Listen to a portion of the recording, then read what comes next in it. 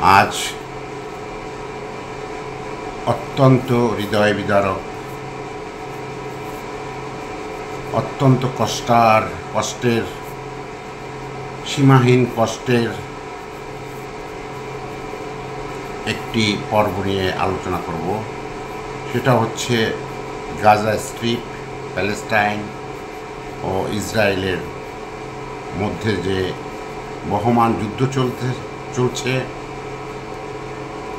সেটা শুরু হয়েছিল 7ই অক্টোবর 2023। এইটা একটা সারপ্রাইজ অ্যাটাক হয়েছিল হামাস এবং প্যালেস্টাইনি কিছু মিলিটেন্ট গ্রুপের দ্বারা ইসরায়েলের ভূখণ্ডে অনেকগুলি রকেট একসাথে উৎক্ষেপণ করে মারা হয়েছিল, ধ্বংস করা হয়েছিল বেশ কিছু স্থাপনা। এর থেকে শুরু হয় এই যুদ্ধের শুরু। সেই শুরু থেকে আজকের দিন পর্যন্ত যুদ্ধ চলমান। মরছে মানুষ, মরছে মায়েরা, মরছে শিশুরা, মারছে ইসরায়েলিরা। ইসরায়েলি যে সৈন্যবাহিনী বা ইসরায়েলি প্রশাসন আজকের দিন পর্যন্ত অফিসিয়ালি 68,000 গাজাবাসী প্যালেস্টাইনিদের হত্যা করেছে। অলমোস্ট আরও 30,000-এর মতো নিখোঁজ। আরও ধরে নেন 50,000 লোকের মতো যারা পঙ্গু, যারা অসুস্থ, যারা গুলি খেয়েছে এবং বিকলাঙ্গতে পরিণত হয়েছে। এক অর্থে একটি দেশের স্থাপনা বলতে ইসরায়েলি সেনাবাহিনী লণ্ডভণ্ড করে চুরমার করে সেখানে ধ্বংসযজ্ঞে পরিণত করেছে। সেটা আর আজ দেশ নেই।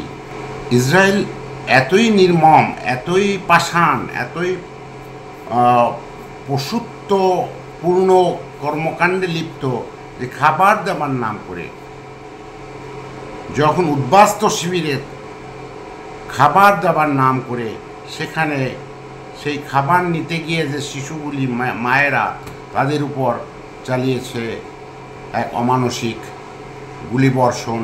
প্রতিবারই তাদের এভাবে করে হত্যার একটা ফাঁদ তৈরি করে তারা রেখেছে যে খাবার নিতে গেলে ওই সময় তারা মারবে। উদ্বাস্তু শিবির তৈরি করেছে, সেই শিবিরের উপর তারা গোলাবর্ষণ করবে, তারা মারবে। হসপিটালের উপর তারা রকেট মারবে। তাহলে আমার একটা প্রশ্ন বিশ্ববাসীর কাছে, তাইলে এই জাতিসংঘ, এই বড় বড় পরম শক্তিধর দেশগুলির কি প্রয়োজন এই বিশ্ব সংসারে?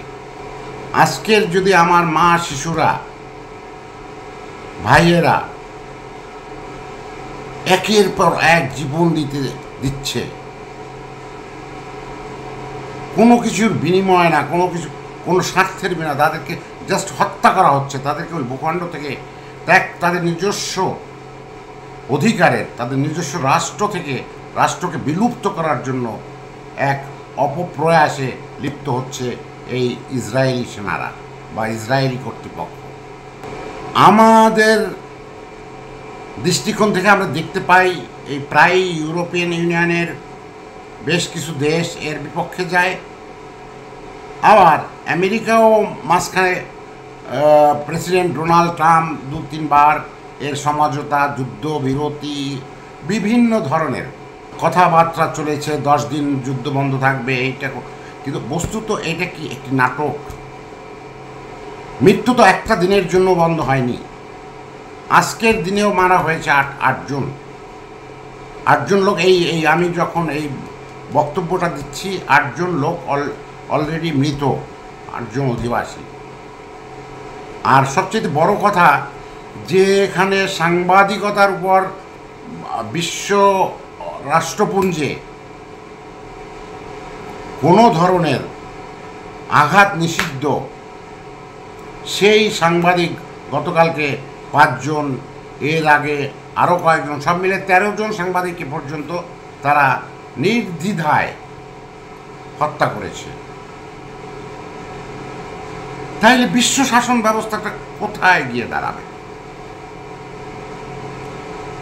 কে দেখবে এই বিশ্ব শাসন ব্যবস্থা? আমরা কি সেই আবার আদিম যুগে ফিরে যাব, না সভ্য যুগের মধ্যে থাকব? এই মৃত্যু শুধু গাজাবাসীর নয়, এ পরাজয় শুধু গাজাবাসীর নয়, এ পরাজয় বিশ্ববাসীর। কোনো একটি একক দেশের কাছে বিশ্ববাসীর পরাজয়, যেখানে বিনা দোষে, বিনা কারণে শিশু, মা, ভাই, বোন, পিতা, বৃদ্ধ মানুষ, অসুস্থ মানুষ, সবাইকে গণহারে হত্যা করা হচ্ছে, জিনোসাইড করা হচ্ছে। কিন্তু বিশ্ববাসী শুধু বুলি দিয়ে, এক একটা অর্গানাইজেশন থেকে এক এক ধরনের বুলি, এক এক দেশের রাষ্ট্রনেতা এক এক ধরনের বুলি, ওনারা শুধু বুলি দিয়েই চলে যাচ্ছে। এইটা করা হবে, ওইটা করা হবে, ইসরায়েলকে এইটা করা, কোনো বুলি অ্যাক্টিভেট না। কোনো কথাই আজকের দিন পর্যন্ত, যদি রিয়ালিটিতে আমরা আসি, যদি বাস্তব নিরপেক্ষ দৃষ্টিকোণ থেকে দেখি, তাহলে এই সব বুলিগুলি আমার কাছে মনে হয় অভিনয়ের বাইরে আর কিছুই নয়। কথাটা এইরকম দাঁড়ায় যে লেট দেম ডু, তারা করুক, আমরা দেখব, এবং কিছু সস্তা দরে পৃথিবীকে দেখানোর জন্য কিছু সস্তা দরের বুলি এড়িয়ে যাব, যাতে করে পূর্ণাঙ্গভাবে গাজা স্ট্রিপকে, ওখান থেকে সমগ্র প্যালেস্টাইনিদের, গাজাবাসীদের ধ্বংস করতে পারে বা বিতাড়িত করতে পারে ইসরায়েল। এর সপক্ষেই সমগ্র এই যে বড় বড় পরাশক্তিগুলি কাজ করছে। যেখানে আজকে নিরাপদ নয় জাতিসংঘের কর্মীরা, রাষ্ট্রপুঞ্জের কর্মীরা যেখানে আহত হয়, ঢুকতে দেওয়া হয় না, তাহলে কে এই ইসরায়েলকে এত বড় শক্তির অধিকারী যে রাষ্ট্রপুঞ্জের ব্যক্তিদের, সাংবাদিকদের, যাদেরকে কোনো অবস্থায় আঘাত হানা যাবে না, তাদের ইন্টারন্যাশনাল কনভেনশনের এটা নির্ধারিত, তাদেরকে পর্যন্ত ওখানে প্রতিনিয়ত বাধাগ্রস্ত করা হচ্ছে, আহত করা হচ্ছে, নিহত করা হচ্ছে। আমি বিশ্ব নেতাদের সবার কাছে অনুরোধ জানাবো, এই যুদ্ধের অবসান ঘটান, বন্ধ করুন এই যুদ্ধ, অন্যথায় বিশ্ব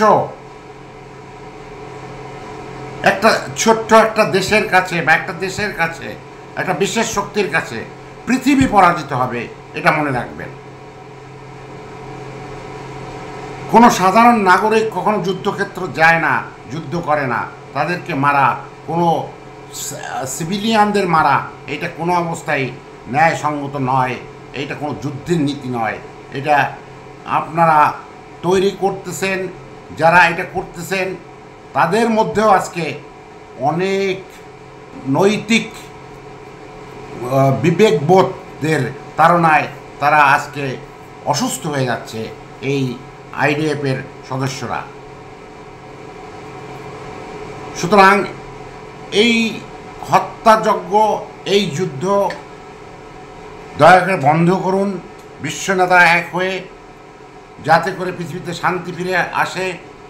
এবং অন্যদিকে আমি আর একটা কথা যেটা বলতে চাচ্ছি, এটা একান্ত প্রয়োজন। আজকে প্যালেস্টাইন এবং গাজার যে অধিবাসী যারা রয়েছেন, তারা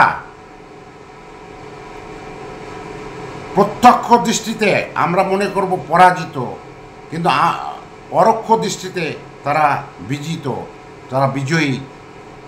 কারণ হচ্ছে যে অত্যাচার তারা সহ্য করে টিকে রয়েছে,